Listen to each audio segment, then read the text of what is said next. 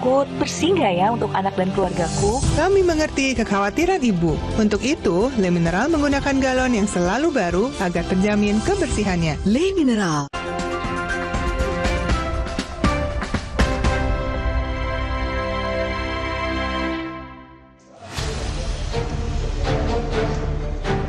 DPR merevisi peraturan soal tata tertib DPR nomor 1 tahun 2020. Berdasarkan tata tertib baru itu, DPR dapat mengevaluasi hingga mencopot para pejabat yang mengikuti uji kelayakan dan kepatutan di DPR, termasuk pimpinan KPK dan Hakim Mahkamah Konstitusi. Hal ini terlihat pada bunyi ayat 1 pasal 228A dalam rangka meningkatkan fungsi pengawasan dan menjaga kehormatan DPR terhadap hasil pembahasan komisi. Sebagaimana yang dimaksud dalam pasal 227 ayat 2, DPR dapat melakukan evaluasi secara berkala terhadap calon yang telah ditetapkan dalam rapat paripurna DPR. Sementara ayat 2 berbunyi, hasil evaluasi sebagaimana dimaksud pada ayat 1 bersifat mengikat dan disampaikan oleh komisi yang melakukan evaluasi kepada pimpinan DPR untuk ditindaklanjuti sesuai dengan mekanisme yang berlaku. Ketua Balik DPR RI Bob Hasan menjelaskan, salah satu rekomendasi yang dapat dilakukan DPR ialah memberhentikan pejabat yang dianggap bertentangan dengan aturan. Ia menambahkan, evaluasi terhadap pejabat yang diparipurnakan melalui fit and proper test dapat dievaluasi secara berkala, diantaranya Panglima TNI, Kapolri, Jaksa Agung, pimpinan KPK, hingga Ketua BPK.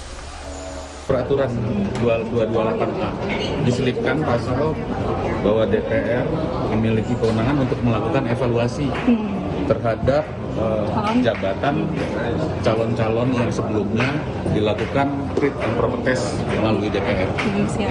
Evaluasi secara berkala terkait dengan adanya sebelumnya mungkin adanya kinerja yang tidak sesuai dengan sebagaimana hasil fit and proper test sebelumnya.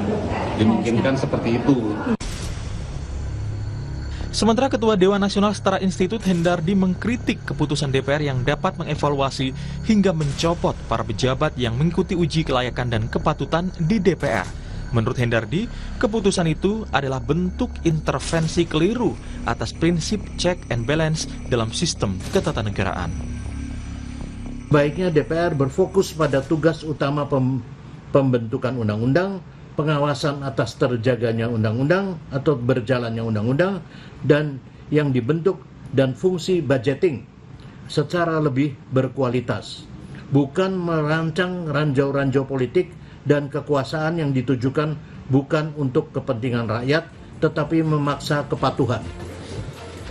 Tidak hanya soal kewenangan evaluasi dalam revisi peraturan ini, tetapi DPR juga punya hak dalam fungsi pengawasan, di antaranya hak interpelasi, hak angket, dan hak menyatakan pendapat. Lalu, bagaimana dengan pelaksanaan aturan baru itu dengan penerapan hak-hak DPR untuk evaluasi pejabat? Tim Liputan, Kompas TV.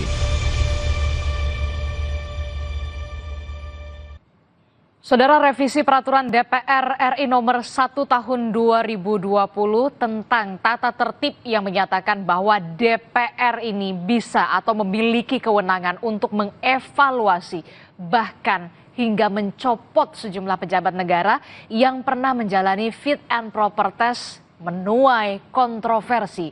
DPR beralasan langkah itu dilakukan sebagai bentuk upaya untuk meningkatkan pengawasan. Sementara di lain pihak, ada kritik kebijakan itu dinilai sebagai intervensi yang merusak sistem tata negara. Lalu bagaimana sebenarnya pelaksanaan aturan itu dan dampak dari aturan itu akan seperti apa? Kita akan bahas di pagi hari ini. Sudah ada narasumber melalui sambungan daring. Ada Ketua Majelis Kehormatan Mahkamah Konstitusi atau MKMK, Pak Idewa Gede Palguna. Selamat pagi Pak Palguna. Selamat pagi Mbak Desti. Iya, selain Pak Palguna, sebenarnya tim dari Sapa Indonesia Pagi sudah sejak malam, sudah sejak kemarin terus berupaya hingga pagi hari ini berupaya menghubungi sejumlah anggota DPR, khususnya anggota Badan Legislasi. Tetapi nyatanya di pagi hari ini belum ada yang bersedia untuk berdialog di pagi hari ini dengan saya dan juga Pak Palguna membahas soal bagaimana adanya revisi Undang-Undang nomor 1 tahun 2020 ini. Nah, Pak Palguna, terkait dengan adanya revisi undang-undang atau revisi aturan soal tata tertib maksud saya tata tertib nomor 1 tahun 2020, Anda menyatakan bahwa ini bisa saja merusak sistem bernegara. Ya. Artinya apa? Ya, bagaimana saya tidak mengatakan itu merusak sistem bernegara. Kalau itu kemudian diartikan seperti yang dikatakan oleh Pak Bob Hasan. Mudah-mudahan beliau tidak mengingkari pernyataan yang tadi dikutip oleh Kompas TV ya. Yang tadi dia, jadi jejak digital dari pernyataan beliau masih ada. Dan saya sebenarnya ingin mengkonfirmasi itu pagi ini, sayang beliau tidak hadir. Ini, coba dalam kasus Mahkamah Konstitusi misalnya, kalau dikatakan bahwa itu bisa mengevaluasi keputusan bahkan sampai memberhentikan, sampai memberhentikan hakim konstitusi misalnya karena disebut. Oke, saya sebut satu contoh itu dulu. Mari kita lihat apa bunyi Undang-Undang Dasar tentang Mahkamah Konstitusi dan siapa yang memilih itu. Pasal 24C ayat 5 dikatakan pasal 24C di ayat 6 dari Undang-Undang Undang-Undang Dasar kita itu mengatakan hakim konstitusi itu dipilih oleh gitu kan. Ya. Pekerjaan Mahkamah Konstitusi mempunyai 9 anggota ayat 3. Yang ditetapkan oleh presiden, yang diajukan masing-masing 3 orang oleh, bukan berasal dari. Diajukan masing-masing 3 orang oleh. Artinya dia 3 lembaga itu, dalam hal ini DPR, Mahkamah Agung dan Presiden, itu adalah hanya sebagai lembaga pengaju. Jadi hakim konstitusi, namanya juga hakim, dia bukan representasi dari 3 lembaga itu. Dia adalah pelaku kekuasaan kehakiman yang menurut Undang-Undang Dasar dan seluruh ketentuan di dunia ini, dia mempunyai independensi. Nah, sekarang mari kita bawa ke logika yang digunakan oleh DPR dalam kasus tata tertib ini. Pertama dari sudut pandang, apa sih tata tertib itu dulu?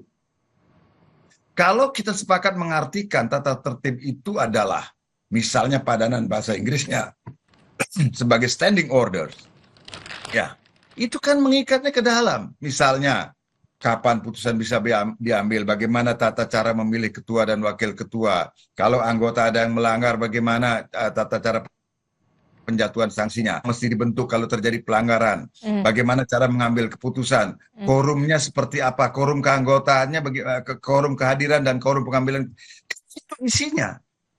Ini saya nggak tahu, mungkin jalan-jalan saya kurang jauh ya. Sampai saat ini udah puluhan tahun saya mengajar di Fakultas Hukum dan belajar. Tapi begini Pak Palguna, maaf saya potong. Kemudian dari pihak DPR ini beralasan ini bagian dari bentuk pengawasan. Pertanyaan saya kemudian, apa yang dimaksud pengawasan dalam konteks sistem ketatanegaraan yang menjadi fungsi DPR? Fungsi DPR kan 3, fungsi legislating, controlling, dan budgeting. Nah, controlling ini adalah political control terhadap siapa? Terhadap kekuasaan eksekutif. Karena apa? Karena kekuasaan, makanya itu dulu ada istilah begini kan. DPR itu, kalau dalam konteks Indonesia ya, dalam presidensial system, DPR itu adalah yang punya uangnya, presiden itu adalah yang punya pedangnya, kekuasaan kehakiman itu yang menegakkan, dia nggak punya apa-apa, cuma punya kertas sama keputusan aja. Maka yang dikontrol oleh DPR itu adalah eksekutif. Pelaksanaan kekuasaan eksekutif itulah yang dikontrol. Karena apa? Karena DPR itu representasi rakyat. Kami berikan kamu uang untuk melayani rakyat, untuk pembangunan, bagaimana penggunaannya, that is controlling. Itu jadi artinya kontrol politik gitu loh. Jadi ada kekeliruan soal pemahaman soal pengawasan maksud Anda, Pak Palguna? Makanya saya tidak tahu ilmunya dari mana itu. Saya sudah sekian tahun belajar ilmu hukum, belum pernah saya ketemu ilmunya yang controlling dalam konteks kekuasaan DPR. Makanya saya ingin Pak Bob itu hadir hari ini. Kok beliau nggak datang gitu ya? Kami sudah berusaha untuk berupaya menghubungi dari Balik DPR dan juga anggota DPR, tapi sampai pagi ini belum mendapatkan kabar. Nah, tapi kemudian begini, Ketua Balik Bob Hasan sempat mengatakan revisi ini untuk menjaga keseimbangan legislatif, yudikatif dan juga eksekutif. Nah, lagi-lagi salah itu. Jadi ada kesalahan, ada kekeliruan di situ yang sebenarnya harus diluruskan soal ini. Itu kan konteks checks and balances-nya bukan dalam pengertian seperti itu. Andai kata pun itu ada, andai kata pun itu ada, itu bukan diaturnya dalam tata tertib, tapi dalam undang-undang tersendiri, gitu loh. Misalnya kasus pemberhentian hakim konstitusi, itu ada dua macam pemberhentian, dan itu harus lewat undang-undang pemberhentiannya. Di Undang-Undang Mahkamah Konstitusi itu ditegaskan, misalnya pemberhentian hakim konstitusi itu ada dua macam. Ada pemberhentian dengan hormat, ada pemberhentian tidak dengan hormat. Masing-masing ada alasannya. Kalau memenuhi syarat begini. Nggak ada, memang tidak logis dan tidak boleh. Masa ada syarat pemberhentian hakim konstitusi karena rekomendasi dari DPR? Dari mana ceritanya itu, gitu loh. Itu yang menurut saya. Demikian juga saya kira Hakim Agung. Misalnya nanti Panglima TNI kan memerlukan persetujuan DPR juga. Iya, Panglima TNI, Kapolri, KPK bahkan. Apalagi Komisi Yudisial dan sebagainya. Aha.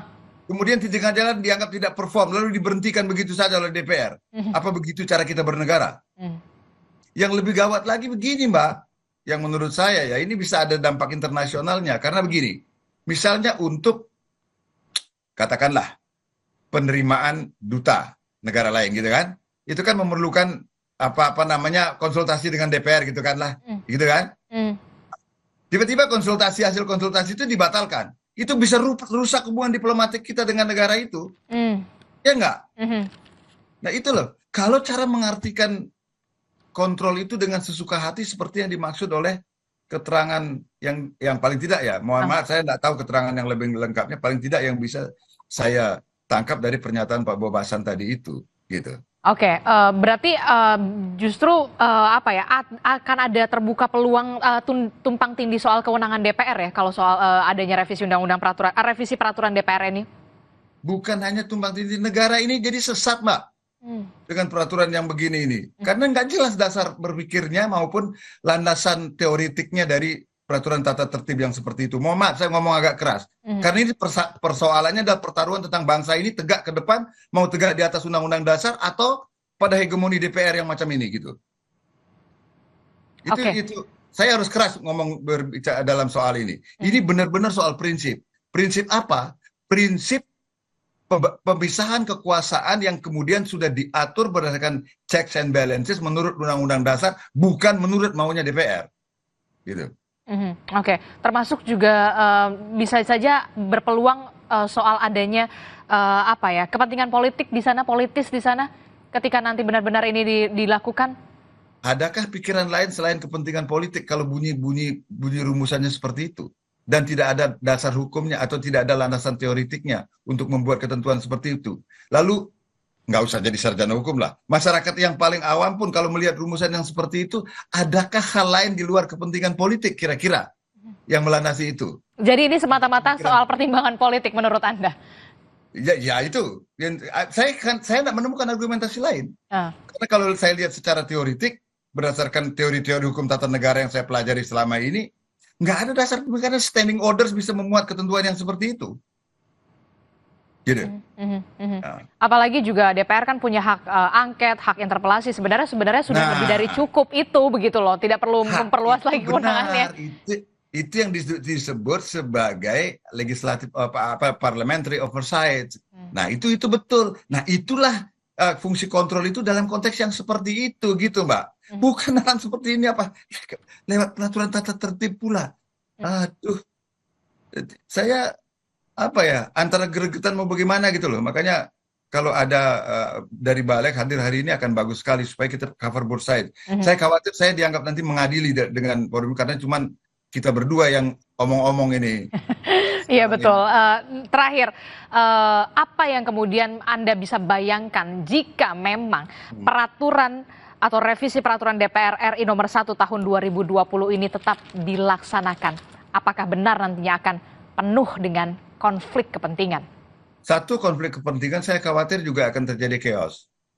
Ya, Anda pikir mahasiswa akan diam kalau dengan soal misalnya ini benar-benar dilaksanakan, tiba-tiba ini dicopot karena nggak cocok dengan DPR, ini dicopot karena nggak cocok. Semuanya mau DPR itu menjadi the super body gitu ya, menurut Undang-Undang Dasar. Padahal udah jelas pasal 1 ayat 2 Undang-Undang Dasar mengatakan kedaulatan adalah di tangan rakyat dan dilaksanakan menurut Undang-Undang Dasar. Dan ini bukan menurut Undang-Undang Dasar, ini menurut maunya DPR kalau menurut saya. Gitu loh. Dan saya kira nanti kalau ini benar-benar dilaksanakan, apalagi di ayat 2-nya kan katanya wajib ditindaklanjuti itu kan, oleh pimpinannya gitu ya.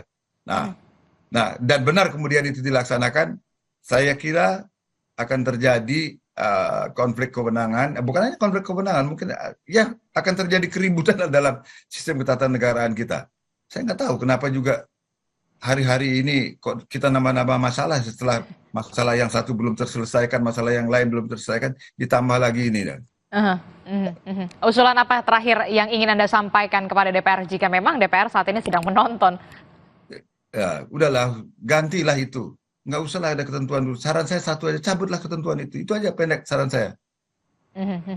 Oke, baik. Terima kasih Ketua Majelis Kehormatan Mahkamah Konstitusi MKMK, Pak Idewa Gede Palguna sudah bergabung bersama kami melalui sambungan daring. Walaupun kami juga sudah berupaya sebenarnya menghubungi dari DPR dan juga Balik DPR untuk membahas hal ini. Terima kasih Pak Palguna telah bergabung bersama kami. Sehat selalu. Selamat pagi Bapak. Saudara, informasi penting lainnya masih kami akan hadirkan usai jeda. Di antaranya ada sidang pra-peradilan penetapan tersangka Hasto oleh KPK digelar kemarin. Kuasa hukum Hasto Kristianto menduga penetapan tersangka oleh KPK ini akibat melayangkan kritik keras terhadap Presiden ke-7 Joko Widodo.